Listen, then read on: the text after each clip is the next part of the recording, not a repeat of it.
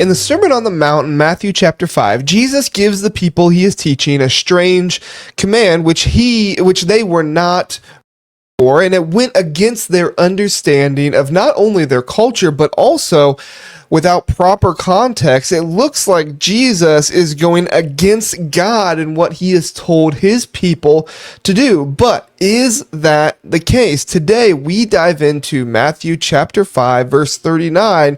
This is the part of Jesus' Sermon on the Mount where he teaches his disciples about life in the kingdom of heaven. Starting at verse 38, I pulled up the Bible over here for you, so now you can start reading along with me. Here you go. And the entire thing, all the context. Verse 38, you have heard that it was said, an eye for an eye and a tooth for a tooth. But I say to you, do not resist the one who is evil. But if anyone slaps you on the right cheek, important detail there, we'll get to that later, on the right cheek, turn to him the other also. And if anyone would sue you and take your tunic, let him have your cloak as well. And if anyone forces you to go 1 mile, go with him 2 miles. Give to the one who begs from you, and do not refuse the one who would borrow from you.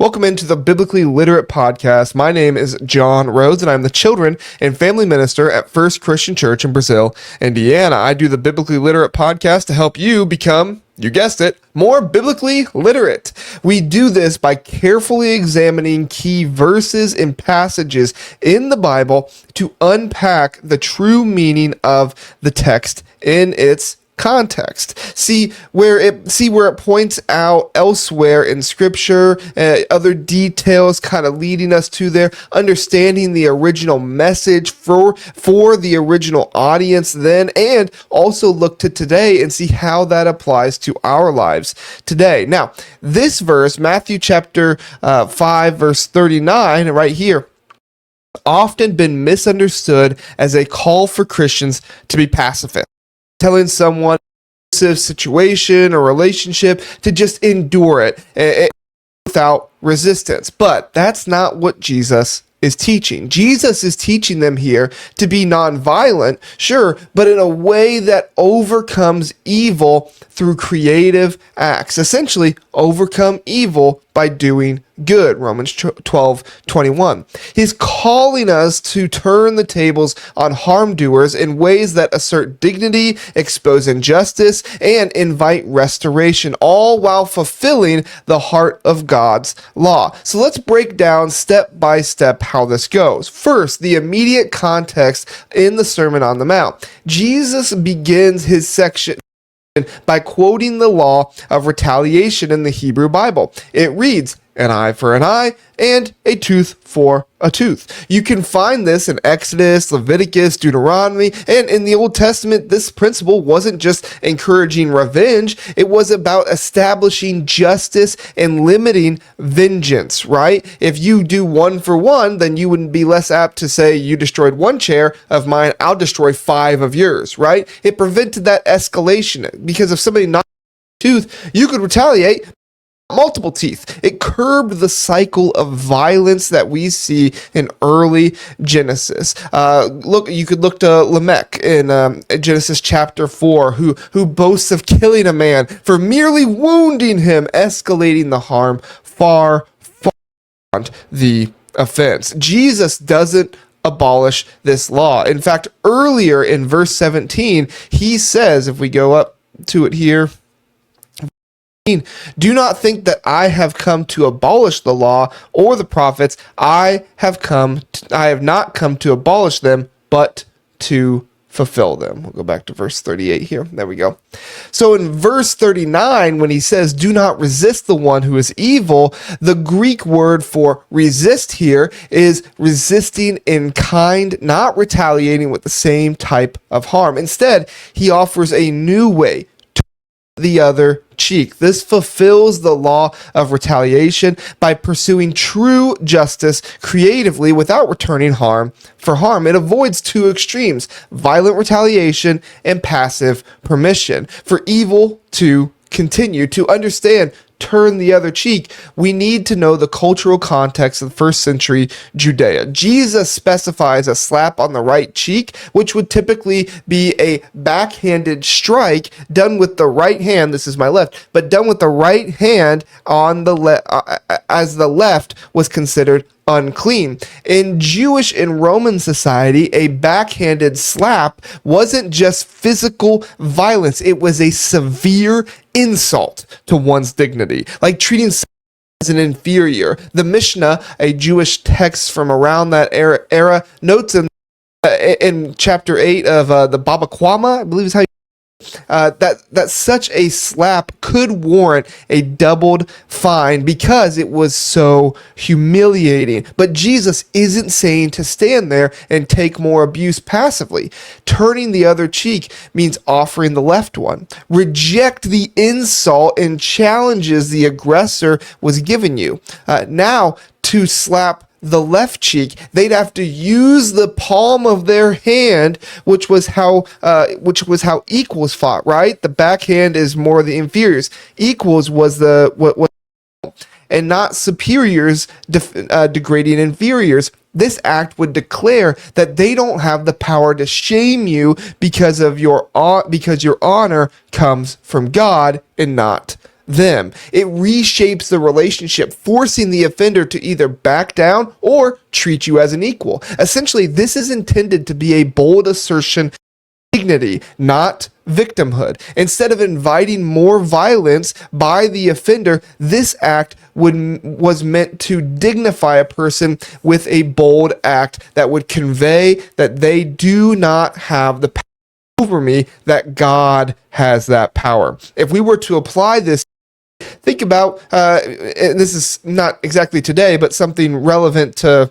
our society, I suppose.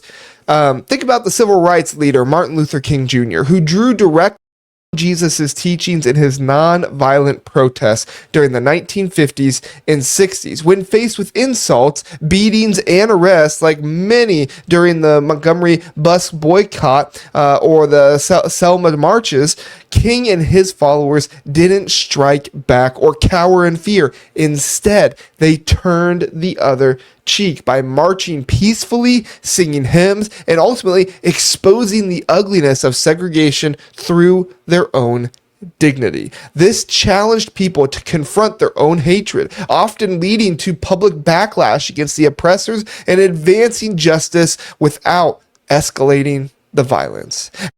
Put it in his book, Where Do We Go From Here? Returning violence that just multiplies it, just like it says in Proverbs chapter 15, verse 1. You look here.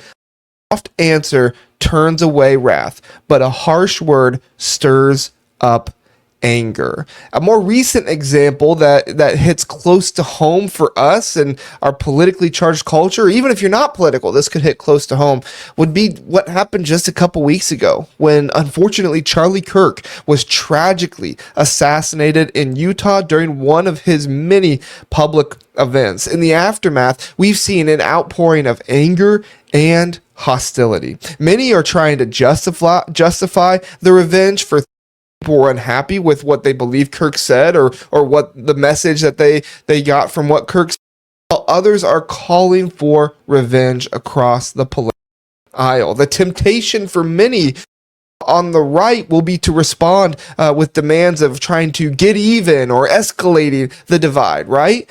But applying Jesus's turn the other cheek command here remains rejecting that cycle. Instead of lashing out with hostility, seeking personal vengeance, we should respond with creative non-violence, advocating for unity through peaceful vigilance. And there are people doing this. I don't want to make it sound like they are.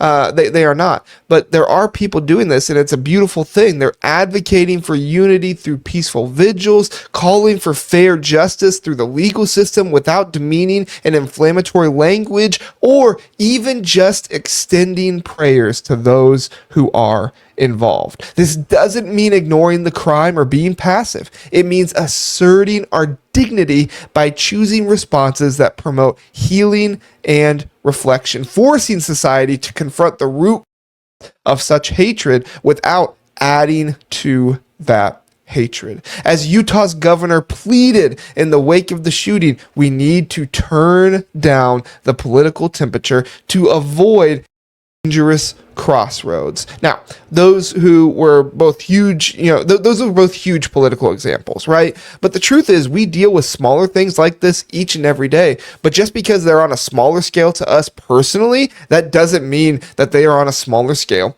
to God. When we have personal conflicts, whether it's in the workplace, at church, in our families, it can be very, very difficult to turn the other cheek. If a boss, say a boss publicly humiliates you in a meeting and treats you just as a total inferior, right? It says, it's like a backhanded dismissing of your idea. Turn the other cheek. Isn't just about silently enduring it and inviting more to happen. Instead, you must calmly respond by offering a thoughtful follow-up question or suggestion that highlights your expertise to show that you will not back down, but you're also not going to elevate the situation, challenging them to engage with you as an equal colleague. This reshapes the dynamic, exposes their unfairness, and maintains your honor without stooping to their level of insults or just rage quitting, right? In all these cases, the goal is the same as Jesus intended: to break the cycle of harm, bold, loving resistance that invites transformation. Jesus gives two more examples to illustrate this principle. In verse 40, let's go back to that here. In verse 40, and if anyone would sue you and take your tunic, let him have your cloak as well. Here, imagine a greedy lender suing a poor person for their inner garment or something like that, exploiting them unjustly. All right. The Hebrew Bible allows taking a cloak as pledge, but requires returning it by nightfall for warmth. Jesus says, give the cloak too, which might leave you nearly naked and be dishonorable in that culture. But what it would do is it would expose the lender's greed publicly, contrasting it with your radical generosity. It's not about repaying greed with greed, but trusting in God's provision and using vulnerability to confront their injustice. And then in verse 41, it says, if anyone forces you to go 1 mile, go with him 2 miles, right? Under Roman law, soldiers could force civilians to carry their gear for 1 Roman mile. About 1,000 paces is what they would call it back then. Kind of like when Simon of Cyrene carries Jesus's cross in Matthew chapter 27, right? For oppressed Jews, this was dehumanizing, forced labor. But going the extra mile shifts the dynamic. You're no longer a passive object, but willingly generous, treating the oppressor like a friend. This echoes Proverbs chapter 25, verses 21 through 23. Let's read it here. It says, if your enemy is hungry, give him bread to eat, and if he is thirsty, give him water, for you will heap burning coals on his head, and the Lord will reward you. Nice little rhyme there at the end, right? Generosity invites reflection and breaks the cycle. Although Jesus delivers a approach, what he is teaching is not new and doesn't change who God is. Look at the Old Testament. His brothers sell him into slavery out of jealousy. Years later, as a powerful Egyptian official, Joseph could have retaliated or ignored them completely when they came begging for food. Instead, he turns the other cheek by testing them, accusing Benjamin to see if they'll abandon another brother. When they show remorse and change, Joseph weeps and provides generously. This restores the family, fulfilling the justice without vengeance. Jesus himself embodied this in his life. He sometimes withdraws from threats, like in John chapter 8 when he hides from the stoning. But at his trial, he does just as he taught here. It connects in more ways than we realize. Look at this. He turns the other cheek leading up to his crucifixion. He was slapped and mocked. His clothes were divided, and he carried his cross. You see those three connections there? It's not on accident. He doesn't retaliate, but prays, Father, forgive them. The ultimate act defeats evil through love. As Paul echoes in Philippians chapter 2, verses 5 through 8, and in Romans 12. So for our modern application, like a woman facing abuse, turning the other cheek might mean removing herself wisely, asserting agency, and loving the abuser through not allowing them to continue the destructive behavior, or confronting injustice, as Jesus does in the temple in Matthew chapter 21, overturning tables, not violently, but to call back to Isaiah 56, making it a house of prayer, right? Love resists injustice, non-violent to undo the wrong and promote what is right. This teaches how to read the Bible better. First, you must consider the historical context. What did words like slap mean?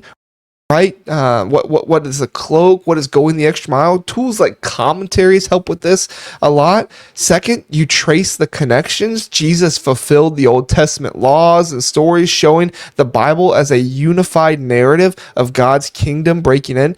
And then third, apply wisely. Scripture isn't a rule book for every scenario, but we can learn more about God's nature and who he is. And it trains our imagination for creative responses. As Martin Luther Jr. said, violence multiplies darkness. Non-violent resistance, like Jesus teaches, invites light. Ultimately, it's to God's renewed creation, where violence ends. The kingdom is at hand. We live it now by resisting evil with love, aiming to foster peace. I hope you will join me in fostering peace in our world today by listening to the words of Jesus and putting into practice his actions that he displayed to us to imitate today.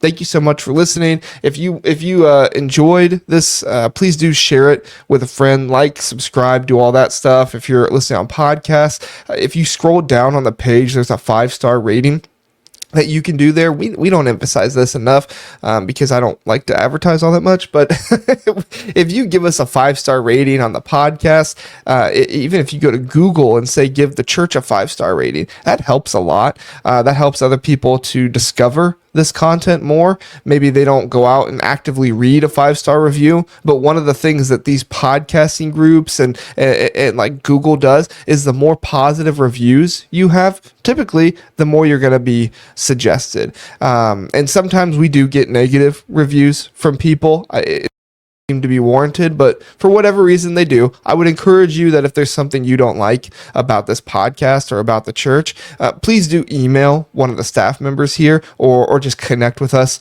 in person. It's likely that we are going to, at the very least, see to say, and we'd like to have a conversation with you about it. So please do email me, jrhoades@fccbrazil.org, if you have any concerns, if you have any questions. That's J Rhoades. Rhoades is RHOAES.